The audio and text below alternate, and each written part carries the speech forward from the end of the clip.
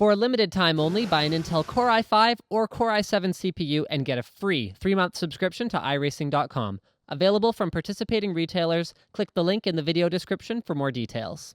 Welcome to a long overdue unboxing of Coolermaster's Seidon 120XL and Seidon 240M liquid coolers. Now the first thing I noticed about these is check this out. Coolermaster has gone ahead and put compatibility for LGA 1150 right on the box. Now it should be noted that LGA 1150, which is for Haswell or Intel Core i7, i5, and i3 4th generation processors, is not really going to be any different from 1155 or 1156 in terms of heatsink compatibility. But I mean, it's just one of those things where it always amuses me when there are coolers being announced and being shipped that have compatibility for an upcoming socket when you actually can't buy said socket yet. So the main difference between these two coolers is going to be in terms of the size, which is a little bit funny to me because the 120 is the XL, and the 240 is the M, which in terms of North American sizing usually indicates extra large and medium, whereas the 240mm one is definitely extra larger than the medium-sized 120mm one. So let's go ahead and check out what Coolermaster's done in terms of packaging here. So these are these are pre-done liquid coolers. So actually, okay, fine, we'll start with the outside. So they are maintenance-free. They're designed for overclocking. They use an ultra-fine microchannel design for the CPU block itself. Now what you're gonna see right here, guys, is that this is not an Asetek and it is not a CoolIT design. So Coolermaster has wanted to differentiate themselves from what the other guys in the market are doing, and they have done that by, well, not doing what everyone else in the market is doing, which is sort of one way to differentiate yourself from what everyone else is doing. On the back, you find ultrafine microchannel, so pretty much the same. Durable and powerful water pump, dissipates heat effectively and maintains temperatures throughout the stable water circulation, all that kind of good stuff. Okay, so let's go ahead and start with the 120 in terms of what's inside. We've got some foam on the top. We've got mounting hardware, which we will be unfamiliar with because it is not the standard Asetek or CoolIT mounting hardware. So let's go ahead and see what we got here. Oh, I love this. Nice solid pieces of everything. See? See? Solid steel mounting plates. So there's your AMD mounting hardware at any rate. All right. There is your Intel mounting hardware. So you can see that screw is able to adjust in position. See, moves over, clicks into place just like that. You've got a back plate for Intel, so this pops into different positions as well. So it has full compatibility for 775, 1155, 1156, 1150, 2011, 1366, all the sockets you could possibly want. And AMD, because they haven't changed their mounting hardware in like a bajillion generations, is pretty much the same as before. Same thing here, nice solid mounting screws. These ones look like they're for LGA, yeah, they could be for a number of different things, but okay, there you go.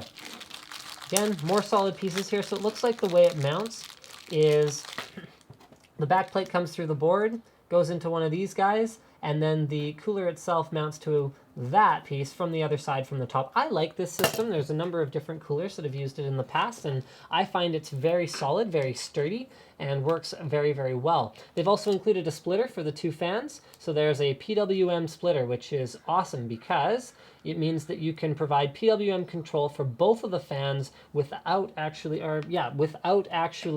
having to run one of them off of DC. And I mean, honestly, a lot of motherboards might have all the PWM fan connectors in the world on them, but it doesn't always work correctly. So there you go. It's nice to be able to split the CPU one. Or a lot of the time, they aren't controllable with the same degree of finitude as the one for the CPU connector is. So this is a nice touch. Coolermaster includes a couple of 120mm fans, and they also include a couple of nice rubber isolating mounts for them. So you don't have to worry about any vibrations being transferred to your case and causing your computer to be louder than necessary. All right, these are intended to be installed in a push-pull configuration, because if you set them both to push or both to pull, you're going to have yourself one heck of a problem. This radiator is optimized for sort of I guess I'd go sort of mid-range in terms of, do you have to have high RPM? Can you get away with low RPM? Because the fin spacing isn't particularly dense, which is great for low RPM quiet operation, but it is a thicker radiator than you find on most 120mm coolers, meaning you'll get a little bit more performance out of it, but you also have to have a little bit more static pressure to the fans in order to draw the air that you need through it. You can see how Coolermaster fills their water cooler. So there's a little warranty void if removed plug right there that shouldn't get in the way of anything, because once you go ahead and install a fan on it, it's not really any higher profile than a fan would be. And they're using a 1/4-inch corrugated plastic tubing approach that has been in use for, well, years now on these pre-filled liquid coolers, and there haven't really been any notable problems with them.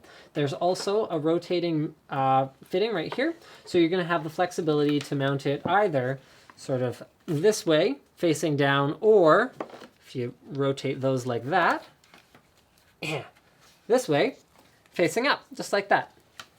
It uses aluminum fins for the radiator itself, but there are copper tubes as well as copper tanks and a copper bottom for the block itself. You can see they're using a security bit here. I actually have one of these, so I could take it apart if I felt like it. But they're using a security bit to prevent users from taking apart the unit, which is not what it is intended for. It is meant to be maintenance-free and not opened up or anything sort of bad like that. All right, so let's have a look at the 240mm version. We've got two of the same fans. It looks like the noise isolating rubber mounts are not included, at least on the fans themselves. Yes, here they are. So those are included instead in a very heavy, I love heavy mounting hardware. It makes me just feel that much more reassured about it. So there are a couple of them in with the rest of the mounting hardware, where there's thermal compound just like the 120mm version, a fan splitter just like the 120mm version, and then just more of the same mounting hardware. So this is for, instead of having it in two separate bags, it looks like they've done just one bag for the 240mm version. The radiator itself is a thinner style radiator. So you're going to see this one is, I'd say, mid thickness for the 120mm.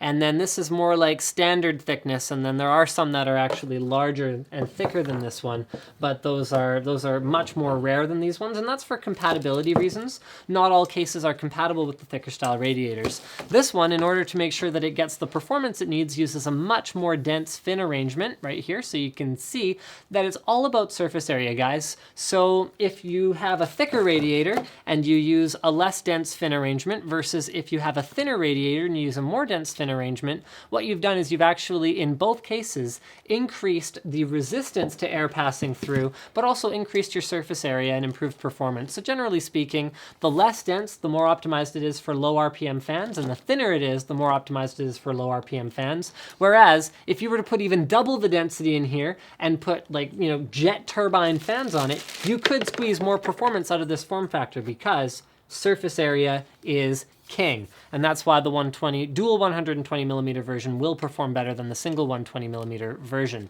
So you've got that same fill point here at the top that says, do not tamper with or remove. Please don't do that. Same corrugated plastic 1/4-inch fittings, or hoses, as well as the same rotating fittings down here at the bottom attached to the same block and pump combo. This is why I did these unboxings together. We've got a copper plate at the bottom that looks flat anyway. It's hard to... Oh, no, it's bowed. There you go. I wonder if the other one is as well.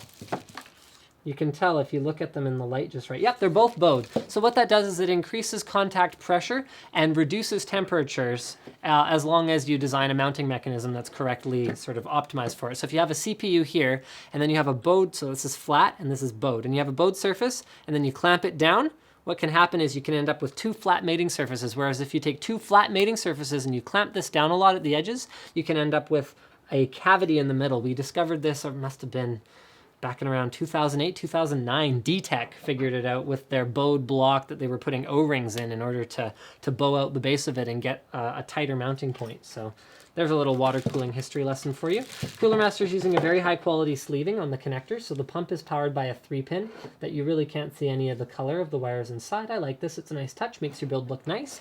And they include, of course, detailed instructions. Coolermaster's been doing liquid coolers and just coolers in general for a long time, so I wouldn't expect anything except nice, detailed, multilingual instructions for every possible socket and everything labeled and all those sort of good things done. It looks like the same instructions for the 120 or the 240mm. Don't forget to subscribe to Linus Tech Tips for more unboxings, reviews, and other computer videos. And thank you for checking out my video on the Seidon 120M and the, see, I did it there. The Seidon 120XL and the Seidon 240M.